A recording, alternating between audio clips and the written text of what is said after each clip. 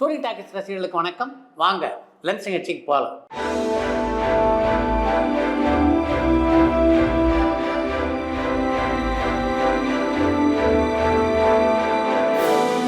என்னம்மா முதல் கேள்வி?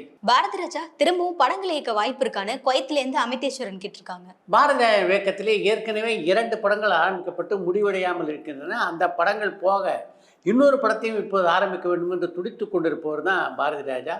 இந்த சினிமா உலகத்தில் இனிமேல் நீங்கள் சாதிக்கிறதுக்கு எதுவுமே இல்லை, ஏற்கனவே பல சாதனைகளை நிகழ்த்திட்டீங்க, அதனால் ஓய்விடுங்க, நல்ல வாய்ப்புகள் கிடைத்தால் படத்தில் மட்டும் நடிங்க அப்படின்னு அவருக்கு நெருக்கமாக உள்ள எங்களை போன்ற பலர் அவருக்கு சொல்லிகிட்டு இருக்கோம். ஆனால் இன்று வரை பாரதி ராஜா கேட்பதாக இல்லை. நம்ம நிகழ்ச்சியில பங்கேற்ற சாரு நிவேதிதா அவர்கள் கூத்துப்பட்டறை முத்துசாமி அவர்களை பத்தி ஆதங்கமா பேசியிருந்தாரு. முத்துசாமி அவர்களை பத்தியும் அவருடைய பங்களிப்பு பத்தியும் கொஞ்சம் சொல்லுங்கன்னு சிங்கப்பூர்ல இருந்து பாலாச்சின்ன தம்பி கேட்டிருக்காங்க. 1% கூட வியாபார நோக்கம் இல்லாமல் நல்ல கலைஞரை உருவாக்க வேண்டும் என்ற எண்ணத்தோடு நான் முத்துசாமி உருவாக்கியதுதான் கூத்துப்பட்டறை என்ற அமைப்பு. தமிழ் சினிமாவில் இன்றைக்குள்ள மிக முக்கியமான நடிகர்களான பசுபதி, விஜய் சேதுபதி, குரு சோமசுந்தரம், விமல், விதார், கலைவாணி, வினோதினி வைத்தியநாதன் போன்ற பலரை உருவாக்கியதில் அவருடைய பங்கு மிகவும் முக்கியமானது. தன்னுடைய வாழ்வின் பெரும் பகுதியை நாடகங்களுக்காகவும் கூத்து தொடர்பான ஆய்வுகளுக்காகவும் அர்ப்பணித்தவர் தான் நான் முத்துசாமி. பாடல் காட்சிகளை மிக சிறப்பா படமாக்க பாரதி ராஜா, மணிரத்னம் இவங்க 2 பேரை தவிர வேற இயக்குநர்கள் இருக்காங்களான்னு கரூர்ல இருந்து மோகன் கேட்டிருக்காங்க. இந்த பட்டியலில் பிரம்மாண்ட இயக்குனரான சங்கருடைய பெயரை எப்படி நீங்கள் மிஸ் பண்ணீங்க அப்படின்னு எனக்கு தெரியல. தமிழ் சினிமாவிலே பாடலை அழகாக படமாக்குவதில் இன்னொரு முக்கியமான இயக்குனரையும் குறிப்பிட்டே ஆக வேண்டும். அவருடைய பெயர் கேவி ஆனந்த். அவருடைய பாடல் காட்சிகளை பார்த்தீங்கன்னா எப்போதுமே தனித்தன்மையோடு அந்த பாடல் காட்சிகள் இருக்கும். முன்னாடிலாம் தமிழ் சினிமாவில் ஒரு பாடலுக்கு நடனமாட ரகசியா, முமைத் கான் அப்படின்னு நிறைய டான்சஸ் இருந்தாங்க. ஆனால் இப்போலாம் ஒரு முன்னணி கதாநாயகி கெஸ்ட் அப்பீரன்ஸ்ல ஆடிட்டு போறாங்க. இதை பத்தி உங்களுடைய கருத்து என்னன்னு தலையாம்பலத்திலிருந்து செல்வம் ராஜா கேட்டிருக்காங்க. இது இப்போ நடக்கல ராஜா, பல ஆண்டுகளாகவே நடைபெற்று கொண்டிருக்கிறது. முன்னெல்லாம் பார்த்தீங்கன்னா கதாநாயகியாக நடிக்கிறவங்களே கவர்ச்சி நடனங்களையும் ஆடிக்கொண்டிருந்தார்கள். இப்போ அந்த நிலையில் என்ன மாற்றம்னா கவர்ச்சி நடனம் ஆடுவதற்கு மட்டுமே பல கதாநாயகர்கள் தயாராக இருப்பது தான். எம்ஜிஆர் கதாநாயகனா நடிச்ச படங்கள்ல அதிகமான வசூல் சாதனை படைச்ச படம் எது, அதிகமான பொருள் செலவுல உருவான படம் எதுன்னு காஞ்சிபுரத்துல இருந்து வேல் கேட்டிருக்காங்க. எம்ஜிஆர் நடித்த திரைப்படங்களே மிக அதிகமான பொருட்செலவில் தயாரான திரைப்படமும் மிக அதிகமாக வசூலை வாரி குவித்த படமும் உலகம் சுற்றும் வாலிபன் படம் தான். நீங்க தமிழ் சினிமாவில் ரொம்ப காலமா இருக்கீங்க. விஜயகாந்த் நடிகர் சங்கத்தை விட்டு விலகின பிறகு வந்த நடிகர்கள் தமிழ் சினிமாவுக்கு ஏதாவது ஆக்கப்பூர்வமான திட்டத்தை கொண்டு அதை நடைமுறைப்படுத்தியிருக்காங்களா? இந்த சங்கத்தால சினிமாவுக்கோ சினிமாக்காரங்களுக்கோ ஏதாவது நல்லது நடந்திருக்கான்னு ஸ்ரீலங்கால இருந்து மதிஷாந்த் கேட்டிருக்காங்க. உங்களுடைய கேள்விக்கு பதிலாக மிகப்பெரிய பட்டியலை தர வேண்டும் என்பதுதான் என்னுடைய ஆசை. ஆனால் நடிகர் சங்கத்தினர் அப்படிப்பட்ட ஒரு வாய்ப்பை எனக்கு தரலையே, என்ன பண்ணுறது? நடிகர் சங்கத்தை பொறுத்த வரைக்கும் விஷால் தலைமையிலே அந்த சங்கத்தினுடைய நிர்வாக பொறுப்புகளுக்கு போட்டியிட்டவர்கள் நடிகர் சங்க கட்டடத்தை பற்றி பிரதானமாக சொல்லித்தான் பதவிக்கு வந்தாங்க. ஆனால் இத்தனை ஆண்டுகளாகியும் அந்த கட்டடமே நிறைவு பெறவில்லையே. விஜய் 200 கோடி சம்பளம் வாங்குறத விமர்சனம் செஞ்ச ஐசரி கணேஷ் தனுஷ்க்கு மட்டும் இதுவரைக்கும் அவர் வாங்காத சம்பளத்தை கொடுத்து கமிட் பண்ணியிருக்காரு. இந்த முரண்பாட்டை பத்தி உங்களுடைய கருத்து என்னன்னு மந்தவெளியிலிருந்து கார்த்திக் கேட்டிருக்காங்க. நடிகர்களுடைய சம்பளத்தை விமர்சிக்கிறது சரியாக இருக்காது அப்படின்னு தான் என்னுடைய கருத்து. தங்களுடைய சம்பளம் என்னவாக இருக்க வேண்டும் என்பதை நிர்ணயித்துக் கொள்கின்ற உரிமை எல்லா நடிகர்களுக்கும் உண்டு. ஆனால் அந்த சம்பளத்தை கொடுத்து அவங்களை வச்சு படம் எடுத்தால் லாபம் சம்பாதிக்க முடியுமா அல்லது குறைந்தபட்ச நஷ்டம் இல்லாமலாவது தப்பிக்க முடியுமா அப்படின்னு யோசித்து பார்த்து படத்தை எடுக்க வேண்டியது தான் தயாரிப்பாளருடைய வேலை. தயாரிப்பாளர்கள் மற்றும் இயக்குநர்கள் கையில இருந்தவரை தமிழ் சினிமா ஆரோக்கியமா இருந்தது. ஆனா எப்போ நடிகர்கள் கைக்கு மாறுச்சோ அப்பவே தடுமாறிடுச்சுன்னு நான் நினைக்கிறேன். இதை பத்தி உங்களுடைய கருத்து என்னன்னு கரூர்ல இருந்து மோகன் கேட்டிருக்காங்க.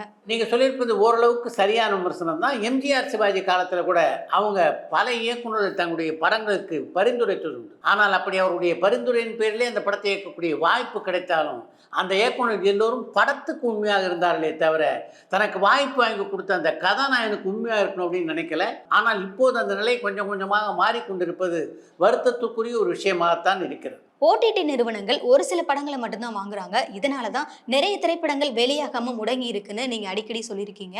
தயாரிப்பாளர் சங்கம் புது ஓடிடி நிறுவனத்தை துவங்கி அதுல படங்களை வெளியிடலாமேன்னு மதுரையில இருந்து தர்மராஜா கேட்டிருக்காங்க. தமிழ் திரைப்பட தயாரிப்பாளர்கள் சங்கம் சார்பாக ஒரு ஓடிடி நிறுவனத்தை தொடங்கலாமே அப்படின்ட்டு சர்வசாதாரணமா நீங்க சொல்லிட்டீங்க. அது அவ்வளவு எளிதான விஷயம் இல்லை. முதல்ல மிகப்பெரிய முதலீடு அதுக்காக தேவைப்படும்.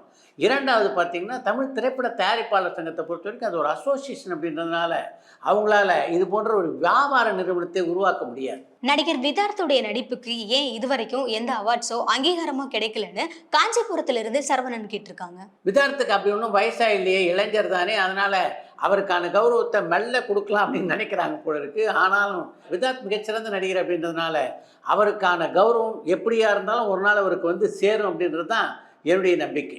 ஜல்லிக்கட்டு, வாழ்க்கை, சூரசம்காரம் இந்த படங்கள் எல்லாம் தயாரிச்சப்போ 38 வருஷம் கழிச்சு இந்த படத்தை பத்தி இத்தனை கேள்விகள் கேட்பாங்கன்னு நீங்க நினைச்சு பார்த்ததுண்டா? இதை நினைச்சு நீங்க ஆச்சரியப்பட்டதுண்டான்னு காஞ்சிபுரத்திலிருந்து வேல் கேட்டிருக்காங்க. சினிமாவை பொறுத்த வரைக்கும் சினிமாவுடைய ஆயுள் கொஞ்சம் அதிகம் என்பது எனக்கு நல்லா தெரியும். என்றைக்கும் பார்த்தீங்கன்னா சிவாஜி, எம்ஜிஆர், எம்கே, தியாகராஜ பாகவதர் படங்களை பற்றியெல்லாம் நம்ம பேசிகிட்டு இருக்கோம். அப்படி இருக்கும்போது சிவாஜி கமல்ஹாசன் படத்தை பற்றி பேசுறதுல ஆச்சரியப்படுறதுக்கு என்ன இருக்குது? இரவுக்கு 1000 கண்கள் படம் ஒரு நாவல் ஸ்டோரியா? அந்த படத்தை இயக்குனர் மாறன் இப்போ என்ன பண்ணிட்டு இருக்காரு? ஏதாவது அப்டேட் இருந்தா சொல்லுங்கன்னு ஹொசூர்ல இருந்து நதீம் கேட்டிருக்காங்க. இரவுக்கு 1000 கண்கள் படத்தை தொடர்ந்து உதயநிதி ஸ்டாலின் கதாநாயகனாக நடித்த கண்ணை நம்பாதே என்ற படத்தை இயக்கிய மாறன் இப்போது எந்த படத்தையும் இயக்குவதாக தெரியல. மணிரத்னம் ஏஆர் ரஹ்மானுடைய இசைக்கு மாறின பிறகு ரோஜா திரைப்படம் மட்டும்தான் பார்த்துருக்கேன். அதுக்கப்புறம் மணிரத்னத்துடைய படத்தை பார்க்கறதையே நிறுத்திட்டேன். இது வரைக்கும் ஏஆர் ரஹ்மானுடைய இசையில மொத்தமா 5லிருந்து 6 படங்கள் மட்டும்தான் பார்த்துருக்கேன். இளையராஜாவுடைய இசை இல்லாம தியேட்டர்ல படம் பார்க்கறதே நிறுத்திட்டேன். கரகாட்டக்காரன், ஈரமான ரோஜாவை இந்த மாதிரி நிறைய படங்களை தியேட்டர்ல சீட் இல்லாம டோருக்கு பக்கத்துல நின்று பார்த்துருக்கோம்னு பெங்களூர்ல இருந்து ஸ்ரீனிவாசன் சொல்லியிருக்காங்க. எல்லா இசையமைப்பாளர்களுக்கும் ஒரு பக்கம் ரசிகர்கள் இருப்பாங்க, இன்னொரு பக்கம் தீவிரமான ரசிகர்கள் இருப்பாங்க. இளையராஜாவை மிக தீவிரமாக ரசிக்கின்ற ரசிகர்களில் நீங்களும் ஒருத்தர் அப்படின்னு நினைக்கிறேன். உங்களைப் போல இளையராஜாவை ரசிக்கின்றவர்கள் பல்லாயிரம் பேர் இருக்காங்க. சுப்பிரமணியபுரம் திரைப்படத்தை யூடியூப்ல தமிழ் மொழியில பார்க்க முடியல, மலையாளத்துல மட்டும்தான் வருது. இதுக்கு என்ன காரணம்னு கொஞ்சம் சொல்ல முடியுமான்னு பட்டுக்கோட்டையிலிருந்து பிரபாகரன் கேட்டிருக்காங்க. சுப்பிரமணியபுரம் படத்தை வலைதளங்களில் வெளியிடக்கூடிய உரிமையை விற்றுக் கொண்டிருக்கின்ற நபர் வலைதளங்களுக்கு அந்த படத்துடைய உரிமையை இது வரைக்கும் விற்கல நினைக்கிறேன். அதன் காரணமாக தான் யூடியூப் தளத்தில் அந்த படத்தை பார்க்க முடியல. அடுத்த மாதம் எந்த தேதியில அந்தகன் திரைப்படம் வெளியாகும்னு தூத்துக்குடியிலிருந்து ஆர்கே குமார் கேட்டிருக்காங்க. அந்தகன் திரைப்படம் ஆகஸ்ட் மாதம் 15ஆம் தேதி என்று வெளியாவதற்கு வாய்ப்புகள் இருக்கின்றன. இந்தியன் 2 படத்துல கமல்ஹாசன் குறைவான காட்சிகள்ல மட்டும்தான் வருவாருன்னு சொல்றது தவறு. படம் முழுக்க கமல்ஹாசன் வருவாருன்னு சங்கர் சார் சொல்லியிருக்காருன்னு சென்னையில இருந்து நிவேதிதா கேட்டிருக்காங்க. இந்தியன் 2 படத்தை பொறுத்த வரைக்கும் சங்கர் தான் அவருடைய கேப்டன். அதனால அவர் சொன்னா சரியா தான் இருக்கும். சத்யா, குருதி புனல், உன்னை போல ஒருவன் இந்த ரீமேக் படங்கள் எல்லாமே ஒரிஜினல் படத்தை விட ரொம்பவே நல்லா இருக்கும். இதுக்கு காரணம் கமல்ஹாசன் அப்படின்ற ஒரு மேஜிக் தான் அப்படின்னு நான் நினைக்கிறேன். இதை பத்தி உங்களுடைய கருத்து என்னன்னு கோயம்புத்தூர்ல இருந்து கேசவன் கேட்டிருக்காங்க. கமல்ஹாசனுடைய பல மொழிமாற்ற படங்களை பற்றி நீங்க கூறியிருக்கின்ற விமர்சனம் மிகச்சரியான விமர்சனம் தான். எந்த திரைப்படமானாலும் தன்னுடைய முழு உழைப்பையும் அந்த படத்திற்காக போடக்கூடிய ஒரு அற்புத கலைஞன் தான் கமல்ஹாசன். குரு சோமசுந்தரம் கல்கத்தாவில் பப்பட் டிராமா அப்படின்னு சொல்லியிருந்தாரு. அப்படின்னா என்னன்னு கோவைபுத்தூர்ல இருந்து பாபு கேட்டிருக்காங்க. தமிழ்நாட்டில் கிராமங்களில் திருவிழாக்களின் போது பொம்மலாட்டம் அப்படின்னு ஒரு நிகழ்ச்சி நடத்துவாங்க. அந்த பொம்மலாட்ட நிகழ்ச்சியினுடைய மறுபெயர் தான் பப்பட் ஷோ.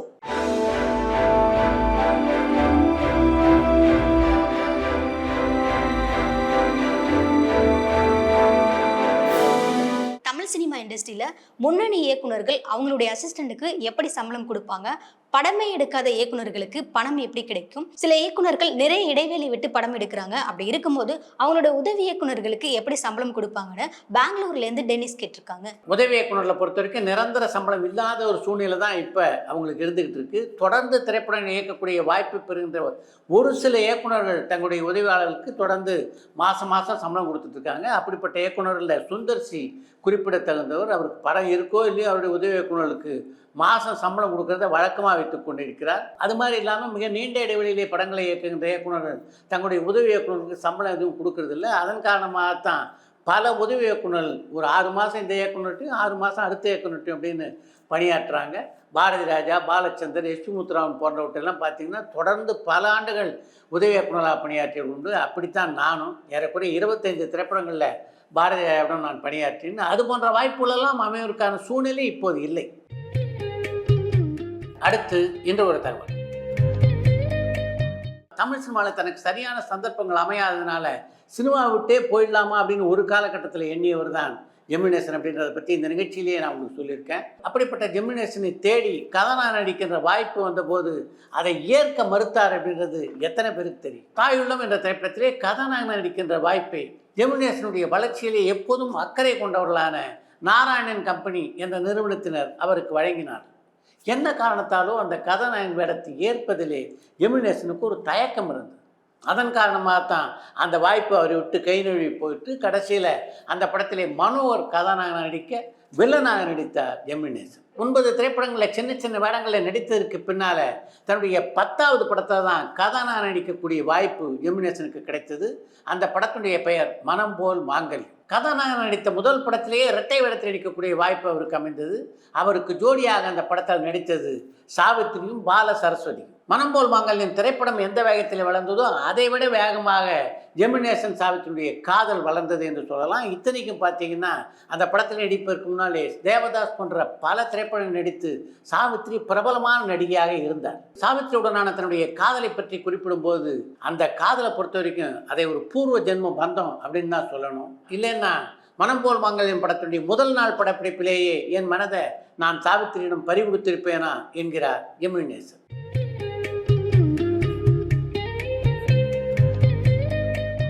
இத்துடன் இன்றைய லன்ச் நிகழ்ச்சி நிறைவு பெறுகிறது. மீண்டும் அடுத்த லன்ச் நிகழ்ச்சியிலே சந்திப்போம். பரபரப்பான சினிமா செய்திகள், நட்சத்திரங்களின் பேட்டிகள், சினிமா வரலாறு ஆகியவற்றை பார்க்கவும் படிக்கவும் உங்களுக்கான இணையதளம் tourantalkies.co.